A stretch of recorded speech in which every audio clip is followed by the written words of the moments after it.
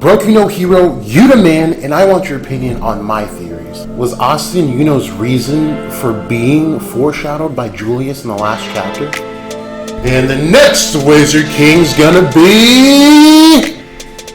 Did you really think I'd give it up right then and there? Psych! Let's go!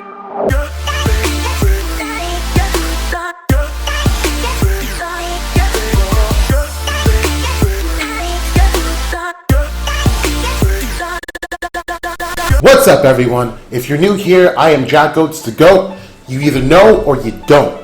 And I'm going to remember that slogan this time for here and the end. I'm going to do it today. So this video is actually going to be somewhat of a response video to Broku no Hero's video, which is titled Asta's Grim Future. He said something that kind of made my ears perk up regarding Asta and Yuno's origins, if you will. So it's definitely not an attack or anything like that. I know like YouTube can go left really fast. This is just me wanting to bounce some ideas back and forth. So Broku no Hero, if you do end up watching this, which I hope you do, please let me know what you think either in the comment section or a separate video. I'd love to be able to bounce some ideas off of you because you do some really cool stuff for the community and come up with awesome ideas. So yeah, thank you for everything that you do. And I'm going to make sure I credit you in any way that I can. But first things first, smash that like button. Make sure you subscribe to my channel. Don't even just subscribe to my channel. Since we'll be talking about Broku no Hero, please go subscribe to his channel, especially if you like Black Clover and you like, hearing different takes and ideas. Broku no Hero is definitely the channel for you. And then, of course, watch me too for a different take. But I messed up. I said go smash that like button. I don't want you to smash the like button. Again, I want you to Hulkamania, Kamehameha, consecutive punch, Detroit, smash that like button in the face. And let's get on with the video. So, Broku no Hero puts out a video, like I said, and the link to that video will be in the description below this video. And I will also put the link to his channel, straight to his channel, right in here somewhere, or here maybe there, or there, like somewhere. Hopefully the future me that's editing can figure out how to get the actual link on the video so you can click on it and just go straight there. But if I don't, it'll definitely be in the description below. But Broku no Hero says something to the effect of Asta and Yuno, and the reason for being the way they are, Yuno for having a surplus of magic, especially for a commoner, and Asta having no magic, is due to the fact that maybe they both touched the Swallowtail magic tool that we were introduced to in the last chapter with Julius as kids, and it took Asta's mana and transferred it to Yuno, which in turn would double Yuno's mana and leave Asta with 0.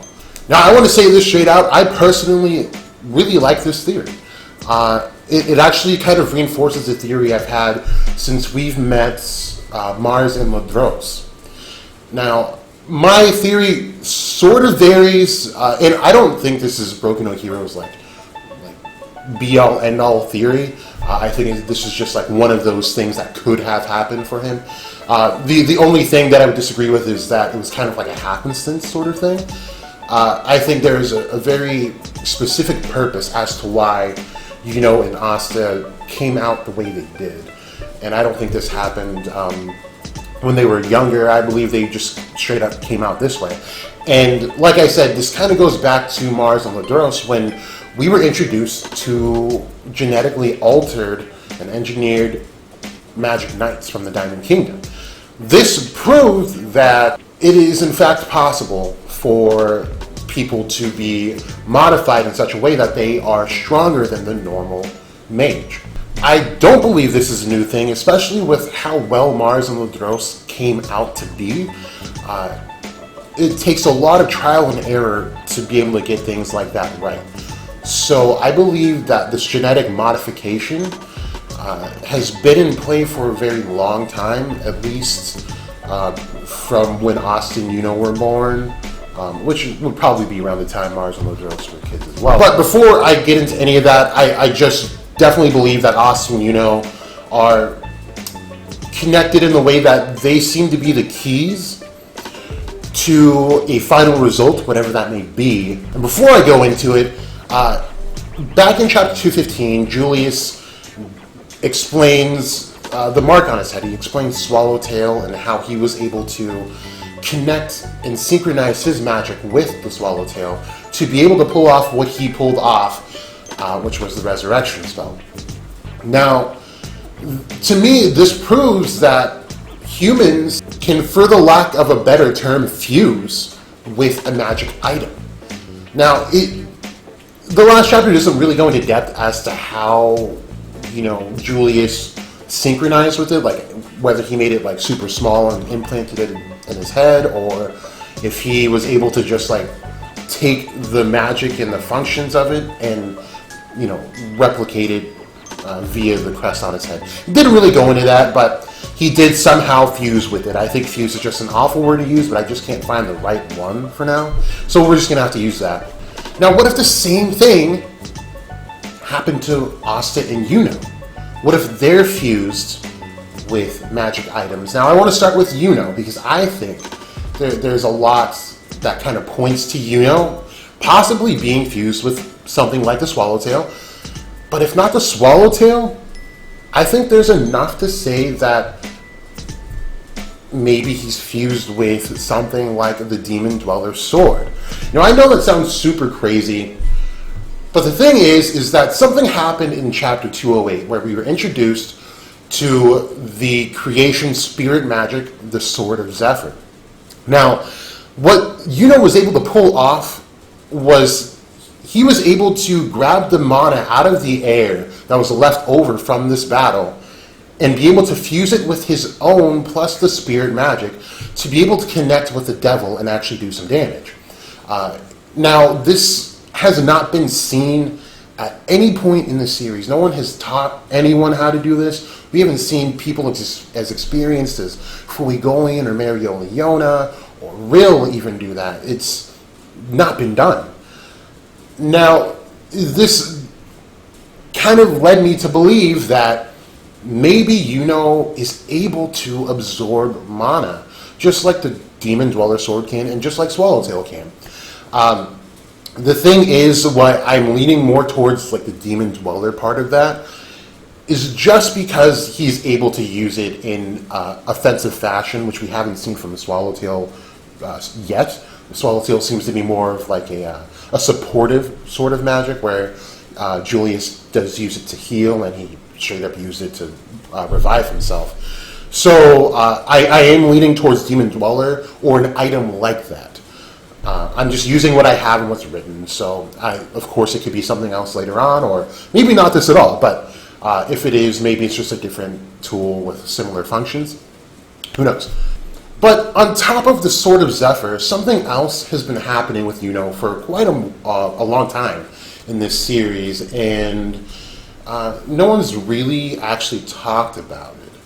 And it's kind of just hitting me as I'm getting my thoughts together, is that Yuno and his spirit are able to do the spirit dive, and he's able to what seems like quintuple his power when he enters the spirit dive form.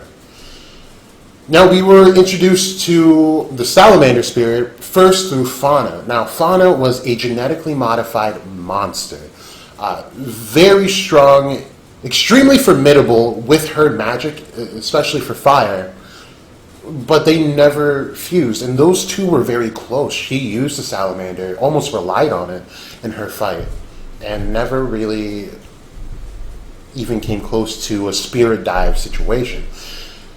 Now, when it became detached from Fauna and it attached itself to Fuegoleon, we still never saw it. And yeah, we can maybe attribute to this, maybe it takes more training, who knows? But the thing is that both Fauna and Fuegoleon are extremely experienced fighters, Fuegoleon being the most experienced. So if either out of the two were able to do it, it should be Fuegoleon. And the reason being is that not only is he a noble with tons of mana and a lot of power naturally, He's also a Magic Knight, and on top of that, he's a captain of the Magic Knights, who is definitely a huge runner for the next Wizard King, which we will get into. I promise, just stick around. In the fact that we haven't seen it, I know it's relatively new, but he's got to be pretty experienced, and he should be able to know or figure out somewhat how to utilize the salamander the way that Yuno utilizes his spirit. I'm forgetting the name. That's why I just keep referring to it as a spirit. But he's not using it the same way Yuno does. So we can't say for sure that this is something that people with a spirit is able to do. Because this could actually be something very specific to Yuno due to the fact that he could be engineered in a way infused with a magical item so that he's able to take in that mana and use it as his own. So until someone else does it, I'm going to stick with this. We have to go with what we know and what has been shown to us. And right now what's been shown to us is that only Yuno's able to spirit dive. So that's pretty crazy. And if that's the case, that really does kind of reinforce the fact that Yuno, if not both Asta and Yuno, are connected or fused with magic items. Now, in the middle of me writing out the script for the points I wanted to cover in this video, I fell down a rabbit hole, and it started out with Sekre, of all people, and it's really interesting, but I don't think I'll put it in this video because this video is already kind of running a little long. But I will say, fun fact, Sekre's last name is Swallowtail. Take that for what you want. But as far as the rabbit hole goes, I think I might have found out how demons come to be. But I'll put it in another video, and it should be relatively short because there's not too much to go into it, but just enough to kind of prove that we already know where demons come from. We just haven't looked hard enough. Tabata knows how to put answers in front of our face without us really noticing it, and I'm really enjoying his writing style so far. Now for Asta. Now, Asta's the reason why the way Asta and Yuno came out couldn't have been happenstance.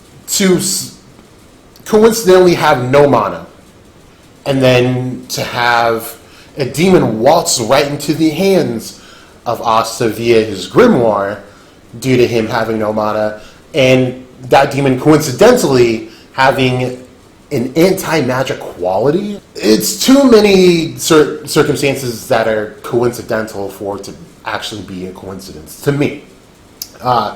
Is it possible? Sure. I mean, dang, dude, it's like, that's super lucky, which, I mean, goes with the territory of Clovers, you know, but I think that's too lucky. It couldn't have just happened like that. So I believe that Asta is fused with an item that rejects mana from the body, or from whatever the item might be, but since it's fused with Asta in this case, it rejects it from the body, so that Asta would be able to use the tools in that 5-leaf grimoire, which would normally suck out anyone's mana within a very short amount of time. But since he has none, he's able to wield them. And I think the reason for this, I think the most sound theory I have regarding this is that someone or some group of people made Asta and Yuno, but Asta more specifically, to combat nobles and what they stand for. Because this is the theme since the beginning, is in a world of mana, the theme I'm forgetting. Dang, it's like, in a world full of mana is important or something like that. You guys know what I mean. And so the nobles thrive off of this because now they get to take top seats because they have a lot of mana.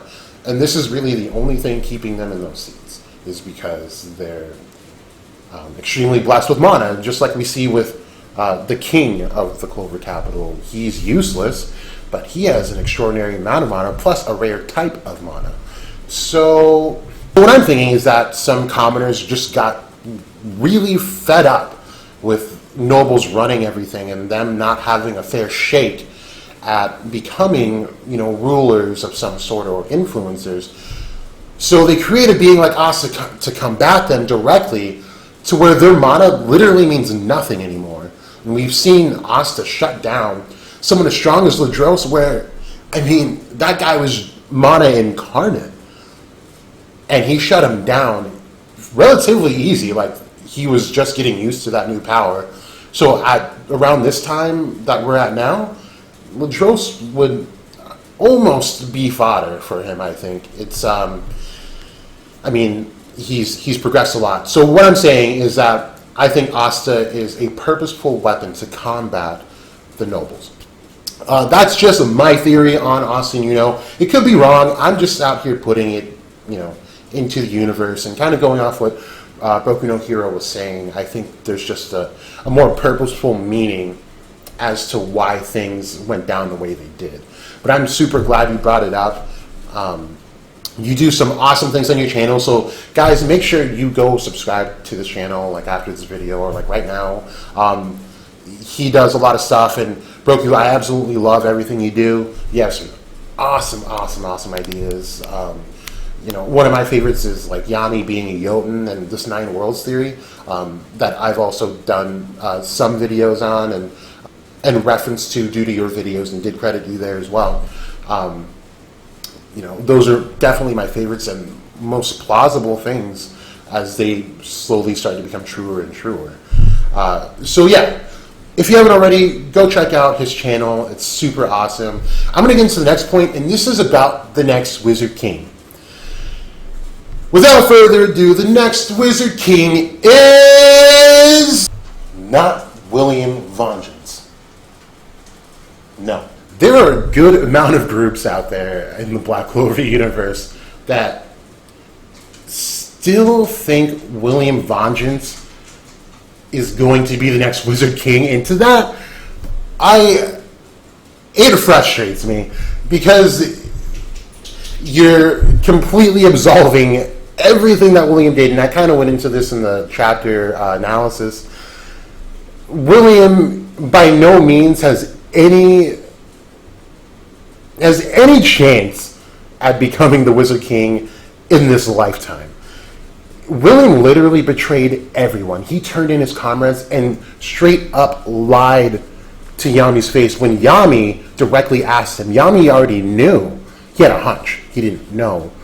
But he followed his gut, and he knew that William was essentially Patri somehow. He just couldn't connect it. And William straight up lied to him. He was ready to turn in everyone because of some 500-year feud that was just irrelevant, honestly. I mean, when we get down to it, the purpose of this whole thing was kind of stupid. Because it involved no one, but I get the point that Patri was trying to get to. And he kind of succeeded in a way, actually, which I'll kind of get into a little further into this. But he will not be the Wizard King, and I will stand by this.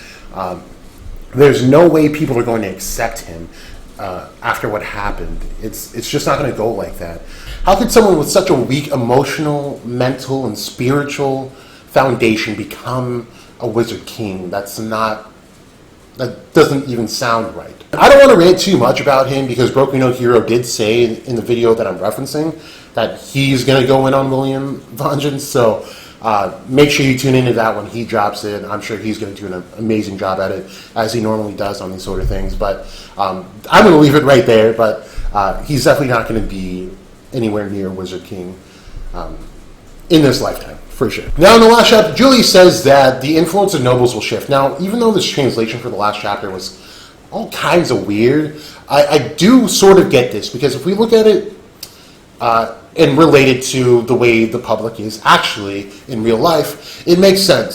So remember, while the majority, well, all of what we saw from this arc was pretty much in the Shadow Palace and fighting against the devil and the elite elves, the ones that weren't in the Shadow Palace, the elves that were out in the capital, were wreaking havoc. So the public is only seeing that the trusted Magic Knights, the nobles of the Magic Knights, the best of the best, turned against them and is now wreaking havoc. Now, whether or not the public is going to get this information and the whole story, I don't really know. It depends on some certain factors. But Even if they do get the story, the fact of the matter is, at the end of the day, someone like Vengeance, he knew what was going to happen. He let it happen. He was the main driver as to why it happened. William Vengeance let it happen, and he was fully aware of what he was doing. So this is a blatant disregard for the safety of the people in the Capitol. Are they going to trust nobles again? I wouldn't. I mean, we've seen the public take away trust and respect they've had for a person or a group of people in an instant. I mean, not saying like this is small or anything. This is huge. I don't think the public's going to be so forgiving like Julius was. I think this is actually going to turn out negatively in Julius's favor. And I believe Broku no Hero also brought this up, is that Julius being in the seat that he's in and also being a noble is kind of abusing that power by letting Vengeance go. It shows like nobles are going to protect nobles.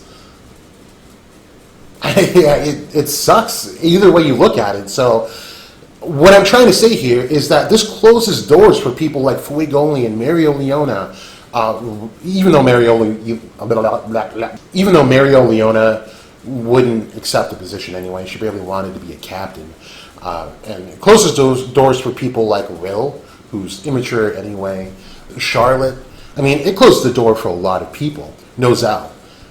Even though I'm really loving Nozel and his whole character arc. But it closes the door because they're royalty, they're nobles. It's not going to sit right with the public seeing one of these people take office and potentially ruin things again because they listened to like a gnome inside of their body that got manipulated by a demon. I mean, they're not going to want it. They're just not going to want it. I don't see the public wanting it.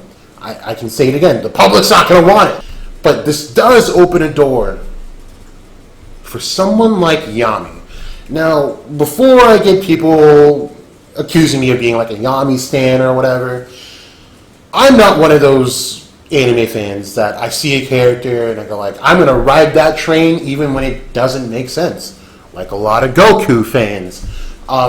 It's not in my character. I like to stay in reality somewhat. I know this is anime and they can reach for the stars and whatnot, but they do have to draw from reality to be able to make a good story.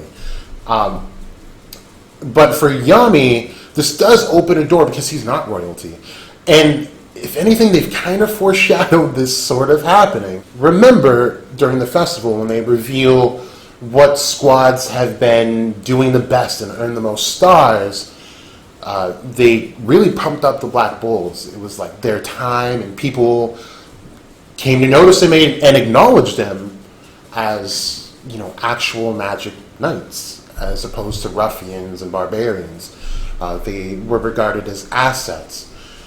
And Yami being the face of them, I think he would naturally take the position. Now, I do see, if it goes this way, I do see Yami not initially taking the position or not wanting it, but then taking it because Julius will act in an advisory sort of capacity for Yami so that he can teach Yami how to hone on more of his skills, how to handle the diplomacy and all of that, and how to move the military effectively and teach him what's actually going on between the Heart, Spade, and Diamond Kingdoms. There's a lot going on, and Julius is already kind of hinting at the fact that he definitely knows there's a lot more going on. But that's just me going off of the information that was given to us and nothing else. I mean, to me, that's not too much headcanon as opposed to like what I said before. It's just what's been presented to us so far and just kind of being realistic about stuff. But hey, it could go either way. It's not my story. This is just my take on the story. And that's really all I have to say about it because not too much has been given to us in the way of information on who the next Wizard King is going to be at all. So it could really go anywhere. It's up in the air at this point.